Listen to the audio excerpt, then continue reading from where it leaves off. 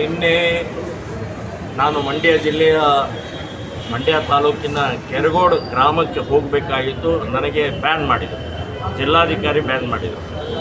ನನಗಷ್ಟೇ ಅಲ್ಲ, ಇಡೀ ರಾಜ್ಯದಲ್ಲಿ 3,000 RSSನ ಹಿಂದೂ ಸಮಾವೇಶಗಳನ್ನು ನಡೆಸ್ತಾ ಇದ್ದಾರೆ. ಕಲ್ಲಡಕ ಪ್ರಭಾಕರ್ ಭಟ್ರನ್ನ ಬ್ಯಾನ್ ಮಾಡಿದರು, ಪುತ್ತೂರು ವಿಕಾಸನ್ನು ಬ್ಯಾನ್ ಮಾಡಿದರು, ಪುನೀತನ್ನು ಬ್ಯಾನ್ ಮಾಡಿದರು, ನನಗೆ ಬ್ಯಾನ್ ಮಾಡಿದರು. ಹೀಗೆ ಅನೇಕರನ್ನು ಅಲ್ಲಲ್ಲೇ ತಡೆಯುವಂಥ ಪ್ರಕ್ರಿಯೆ ಮಾಡ್ತಾ ಇರೋದು ಹಿಂದೂ ದ್ರೋಹಿ, ಸಂವಿಧಾನ ವಿರೋಧಿಗಳು.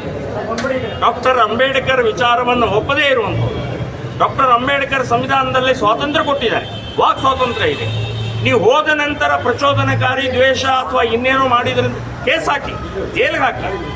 ಆದರೆ ವಿಚಾರವನ್ನು ತಿಳಿಸೋದಕ್ಕಿಂತ ಮುಂಚೆನೇ ತಡೆಯುವಂಥ ಪ್ರಕ್ರಿಯೆ ಇದೆಯಲ್ಲ, ಇದು ಸರಿಯಲ್ಲ ಅಂತನ್ನುವಂಥದ್ದು ನಾನು ಹೇಳ್ತಾರೆ. ಇದನ್ನು ಖಂಡಿಸ್ತಾ ಇದ್ದೀನಿ. ಕಾಂಗ್ರೆಸ್ ಇಟ್ ಸೆಲ್ಫ್ ದ್ವೇಷ ಭಾಷಣ ಅನ್ನುವಂಥದ್ದು ಇವರೇ ನಮ್ಮ ದೇಶವನ್ನು ಇಲ್ಲಿಯವರೆಗೆ ಏನೇನು ಕಾಂಗ್ರೆಸ್ನವ್ರು ಮಾಡಿದ್ದಾರೆ ಅಂತ ಹೇಳ್ತಾ ಹೋದರೆ ಇಡೀ ಇವರೇನು ದ್ವೇಷ ಭಾಷಣ ಕಾನೂನು ತರುವಂಥದ್ದು. ಸೊ ಇನ್ನೂ ಜಾರಿಯಾಗಿಲ್ಲ, ಇನ್ನೂ ಗವರ್ನರ್ ಸಿಗ್ನೇಚರ್ ಮಾಡಿಲ್ಲ. ಅಲ್ಲಿ ಇಮಿಡಿಯೇಟ್ ಅಲ್ಲಿ ತರೀಕೆರೆಯಲ್ಲಿ ಒಬ್ಬ ಸಬ್ ಇನ್ಸ್ಪೆಕ್ಟರ್ ಇದು ಕೊಡ್ತಾರೆ ಅಂತ ನೋಟಿಸ್ ಕೊಡ್ತಾರೆ. ಮೊದಲು ಸಸ್ಪೆಂಡ್ ಆಗ್ಬೇಕ್ರಿ. ಇಂಥ ಅಂದರೆ ಕಾಂಗ್ರೆಸ್ ಸರ್ಕಾರ ಬಚಾವ್ ಮಾಡುತ್ತೆ, ಅಂದರೆ ಕಾಂಗ್ರೆಸ್ ಸರ್ಕಾರ ಬಚಾವ್ ಮಾಡುತ್ತೆ.